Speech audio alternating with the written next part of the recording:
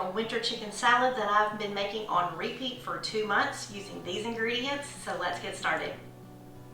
The first thing we're going to do is we're going to chop up and shred 3 to 4 boneless, skinless chicken breasts. I prepared mine this morning, but you know you can use that rotisserie chicken from the grocery store as a shortcut. So my chicken is all shredded and it's ready to go. But before we move on to that next step, let's talk about using chicken breast as opposed to the rotisserie chicken. So when I use a rotisserie chicken from the grocery store, you use the whole chicken. The whole chicken equals about 3 to 4 boneless, skinless chicken breasts. And when you use that whole chicken, you use both the light and the dark meat. And it's still delicious because that dark meat is tender, it's moist, it's got loads of flavor.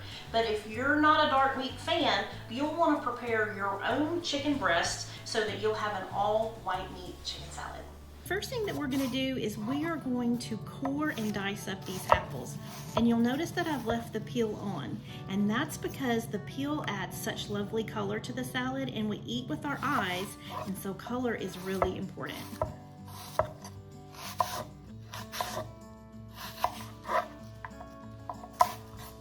So next up, we've got our celery. So the first thing that we want to do when we're chopping celery is that we want to clean off all the extra fibers. So you see these make it tough to eat the celery, and they also create a lot of unpleasant strings in our dish, and we just really don't want that. So what we're going to do is we're going to take our knife and put it right against the edge of that celery, and we're just going to pull it back. And I'm going to make sure to do that on both ends of the celery and remove all of those fibers before I begin to dice. The other thing that we want to think about when we're chopping celery is the size that we chop it. So we're not going to want big pieces of celery like this. This means that when you're eating your chicken salad, sometimes you'll only get celery in your bite of salad. In comparison to our apples, that celery is huge. And so when you're making a dish that has a lot of components, what you want to do is make sure that the things that you chop up are relatively the same size. So instead of slicing the celery, what we're going to do is dice it. And that means that we will cut the celery vertically into smaller pieces, and then we'll just stack them on top of one another and dice those up. And what you'll come out with are small, uniform little dices of celery that eats really well with the rest of the salad. Now that everything's been chopped and added to the salad, we're ready to finish it up.